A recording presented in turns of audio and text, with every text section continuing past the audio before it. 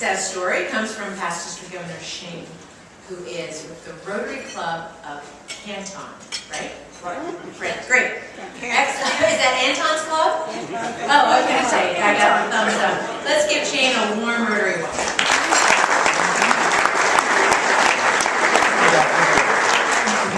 Well, I know exactly why I'm here, and that's because someone else was asked to do this, and they pawned it off on me. Peter, stand up. So, if you get something from this, I'll take credit. If not, blame Peter. Actually, I'm just going to kind of tell you about a specific event that happened for us. About 3 years ago, after my year as a district governor, our club president asked me if I would be the membership chair. And of course I said yes. Our membership had been going down as many clubs were experiencing. Well, one of the things that I had seen as a district governor was that it seemed like every club that had a planned membership event, some sort of special event that they really worked to make successful, turned out to be successful. And so I brought that to the board very early in the year, and I said, let's do a planned membership event.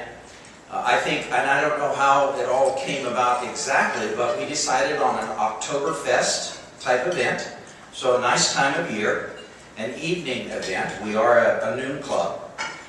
We would invite as many people as we possibly could. The club seemed to buy into it. But then what I did is I had just learned how to use Google Docs.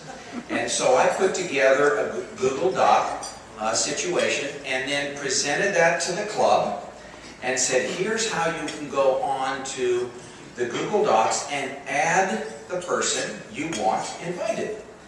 And we did this for about a month. And at the end of the month, I think we had about 100 names on that list. Very simple. And actually that was, I think we figured out that was only about 17 Rotarians of our Rotarians had those 100 names put on there. So, you know, this is kind of common in Rotary. Then what we did is we sent out a nice little invitation to all of those people on that list, and then asked the people that had put their name down there to give them a call, making sure they got that invitation. And then, just about a week before the event, we asked them to call them again to see if they were going to be at the event. I think we ended up with about 37 folks that showed up for the event that night. As I said, it was an Oktoberfest type of thing. Heavy hors d'oeuvres, very, very good food in that. Beer and wine, that's always, I think, important. Carol, you really laughed at that one. And we just had a really nice evening. Our program was pretty simple. We asked 5 Rotarians from our club that ranged from a new member to an older member in varying occupations, vocations, to talk for about 2 minutes on why they were in Rotary. And it was interesting because we didn't try to say you have to talk about this or you have to talk about that. All 5 of them spoke from a different perspective. Maybe it was fellowship, maybe it was socializing, maybe it was networking, maybe it was having fun. Whatever it was, they all spoke for about 2 minutes. It was all heartfelt, and those individuals in the room just kind of got to hear that. The rest of the evening was really spent on just socializing, just letting people see who we were.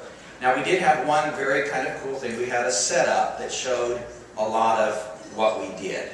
So that was very nice. Well, from that we got 7 new members from that group of 37. And I think by the end of the year we had gotten in about 12 or 13 new members from that. Of course with attrition, things happen. But we still ended up, I think, with 3 or 4 members of our, and at that time we were mid-40s, so it was about a 10% increase. The good thing was that following year, our membership chair did the same thing. So they duplicated it, and I think that's what was important, because from that year, we actually grew membership about 37%. So that social became a really kind of very, an important thing for the club, because what's happened now is we're going to do it again. So you don't have to do something all year long, but that was a kickstart for our membership. So I would just suggest, if you're going to do something like that, do something that's a little bit outside of what you normally do. Make sure you follow up. You heard it before from Kurt. I think follow-up is huge, not only before the event, but after the event. We oftentimes forget about that sort of thing. And they all left that evening with kind of what Nina said earlier, with a little gift goodie thing, which told them about Rotary, told them about what was going on, that sort of thing. So I think membership can be successful, but I think you need to have a plan. I've always kind of said you need to have a plan and then work your plan, right? So, thanks very much.